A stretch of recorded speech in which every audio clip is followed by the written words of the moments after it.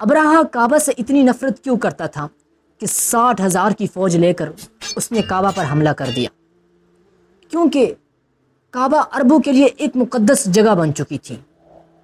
پورے عرب سے لوگ مکہ عبادت کے لیے آتے تھے، جس سے چند لوگ بہت پیسہ کما رہے تھے۔ ابراہا کو اس بات سے بہت غصہ آتا تھا، یہ غریب مکہ والے، نہ ان کا کوئی بادشاہ ہے نہ کوئی حکومت ہے، یہ کیوں پورے عرب کا سنٹر بن چکا ہے؟ تو اس نے حملے سے پہلے اپنی سلطنت یمن کے کیپٹل صنعا میں ایک بہت بڑا چرچ بنایا کہ لوگ کعبہ کو چھوڑ کر اس کے پاس آئیں، لیکن یہ منصوبہ پوری طرح ناکام ہو گیا، جس کے بعد ابرہہ کے پاس صرف ایک ہی آپشن بچا تھا کہ کسی طرح کعبہ کو گرایا جائے۔ ابرہہ کسی بادشاہ کے گھر میں پیدا نہیں ہوا تھا، بلکہ یہ رومن امپائر کے چھوٹے سے شہر کے ایک چھوٹے سے بزنس مین کا ایک غلام تھا۔ اصل میں مسئلہ یہ تھا کہ یمن اور حبشہ کی لڑائی بہت عرصے سے چل رہی تھی، کیونکہ یمن میں یہودی رہتے تھے اور حبشہ میں عیسائی رہتے تھے۔ بس پھر کیا ہونا تھا؟ تو پہلے یہودیوں نے حملہ کیا اور عیسائی علاقوں میں بہت تباہی مچائی، جس کی وجہ سے رومن امپائر کو بہت غصہ آیا، جو کہ اس وقت کی سپر پاور تھی۔ تب بھی عیسائی ہی سپر پاور تھے، تو رومن امپائر نے حبشہ میں اپنے عیسائی بھائیوں کی مدد کر کے یہودیوں کی سلطنت ہمیشہ کے لیے ختم کر دی، اور اس کام کے لیے انہوں نے اپنی ہی ایک غلام کو بھیجا جس کا نام ابرہہ تھا، جو 1,00,000 کی فوج لے کر گیا اور اس نے یہودیوں کی تباہی مچا دی۔ اس جیت کے بعد ابرہہ بہت زیادہ طاقتور ہو گیا اور اس نے یمن کو اپنی ہی ملک حبشہ سے الگ کر لیا۔ حبشہ کے بادشاہ کو اس پر بہت غصہ آیا اور اس نے پھر ایک فوج بھیجی، لیکن اس بار ابرہہ کے خلاف۔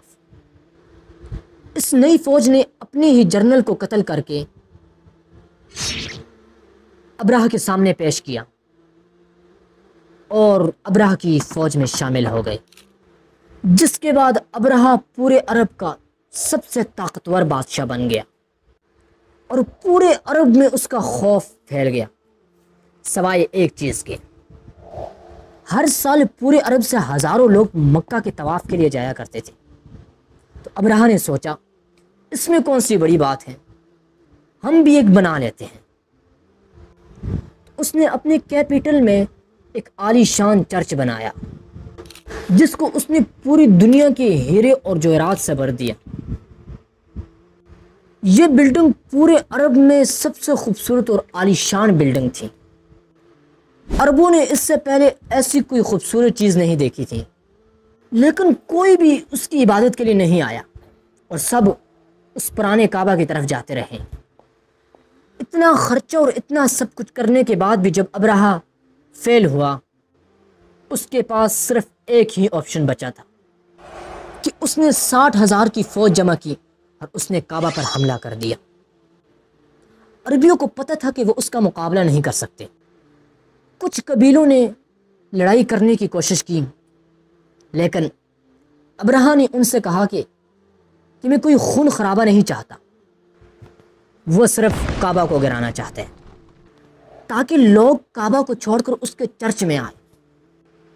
آس پاس سب کچھ لوٹنے کے بعد جب وہ مکہ پہنچا، اس نے ان کی چیف کو بلایا، تو عبد المطلب نے آ کر کہا کہ آپ نے میرے کچھ اونٹ قبضہ کیے ہیں، آپ وہ واپس کر دیں۔ ابرہہ نے ہنس کر کہا کہ مجھے تو لگا کہ تم بہت بہادر شخص ہو، لیکن تمہیں اپنی اونٹوں کی ٹینشن ہے۔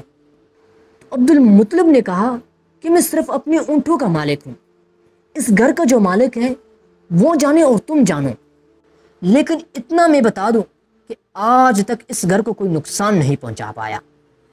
اگلے دن ابرہہ نے اپنی فوج کو حملے کا حکم دیا، لیکن اس کا ہاتھی رک گیا اور بہت کوشش کرنے کے بعد بھی وہ اپنی جگہ سے نہیں ہلا۔ اسی وقت آسمان سے پرندے آئے اور ہر ایک کے منہ میں ایک پتھر تھا۔ یہ ایسے پرندے تھے نہ اس دن سے پہلے کسی نے دیکھا نہ اس دن کے بعد۔ اور وہ ابرہہ کی فوج کو ٹارگٹ بنا کر مار رہے تھے۔ اب اس کو بہت سارے تاریخ نگاروں نے اسمال باکس کی ایکسٹریم قسم کہا ہے، کیونکہ جیسے ہی ان کے جسم کو پتھر لگتا تھا تو وہ خارش کر کر کے اپنی ہی گوشت کو نکال دیتے، یہاں تک کہ ان کی ہڈیاں نظر آنے لگی۔ اس حالت میں اس کی فوج واپس بھاگی اور ابرہہ کی 60,000 کی فوج تباہ و برباد ہوگی۔ قریش کی یہ جیت پورے عرب میں پھیل گئی اور قریش عرب کے لیے بادشاہ کے طور پر سامنے آیا۔ اس واقعے کے بعد پورے عرب سے لاکھوں لوگ کعبہ کے طواف کے لیے اور بھی آنے لگے، اور مکہ میں ہر سال عکاس کا عظیم الشان میلہ سجنے لگا اور مکہ والوں کی دولت ڈبل ہونے لگی۔